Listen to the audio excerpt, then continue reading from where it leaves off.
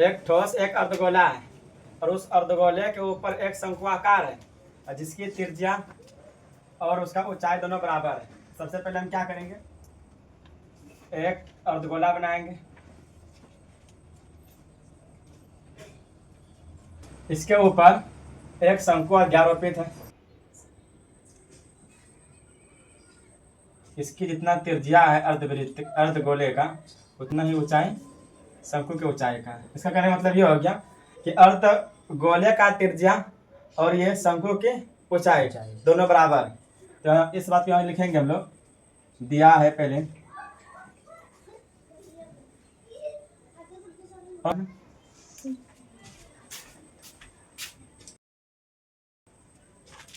अर्धगोले की त्रिज्या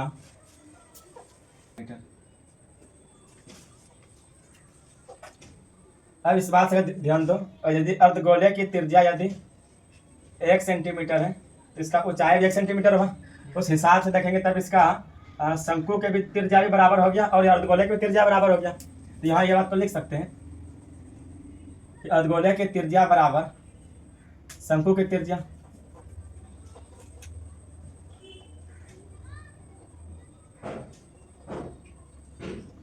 ये 1 सेंटीमीटर दिया हुआ है और लिखा हुआ है तथा शंकु की जो ऊंचाई है वो त्रिज्या के बराबर है। तो लिखेंगे शंकु की ऊंचाई, इसको h से डिनोटेड करते हैं, वो भी कितना है, त्रिज्या के बराबर है, यानी वो भी हो गया 1 सेंटीमीटर। इसका आयतन निकालो। ये अर्धगोले का आयतन सूत्र क्या होता है, 2/3 पाई आर क्यूब। इसका सूत्र होता है 1/3 पाई आर स्क्वायर एच। ऐसा देखा जाए तो इस अर्धगोले के लिए आर चाहिए तो आर का मान मालूम है, और इस शंकु के लिए आर चाहिए और एच चाहिए। तो आर तो सेम ही है, एच भी एक ही दिया गया है, और इसका जो आंसर आना चाहिए तो वो पाई के पदों में आना चाहिए। तो हम यहाँ क्या करेंगे, आयतन निकालेंगे। लिखेंगे इस ठोस का आयतन, चूंकि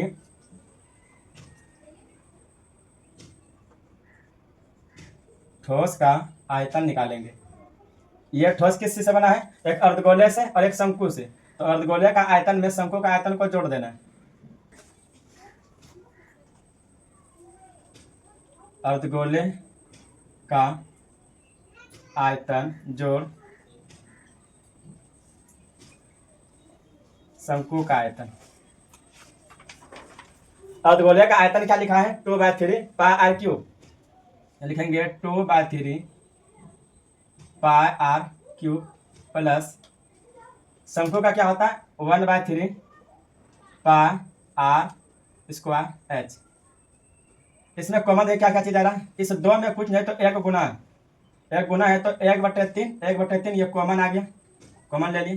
पाई पाई दोनों में मिल रहा है तो पाई भी कॉमन आ गया आपका।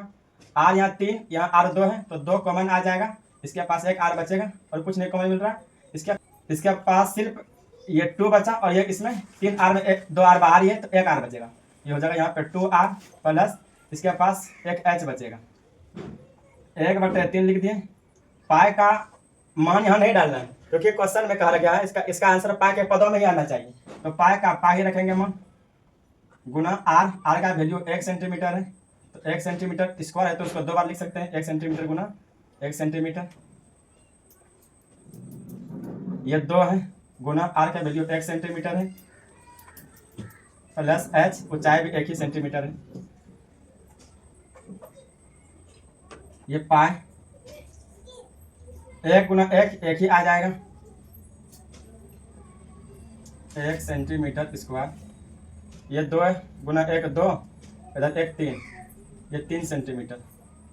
देखते हैं इसमें ये 3 कट जाएंगे, क्या बचेगा, सिर्फ पाई गुना 1 और इधर 1 तो पाई हो गया सेंटीमीटर है।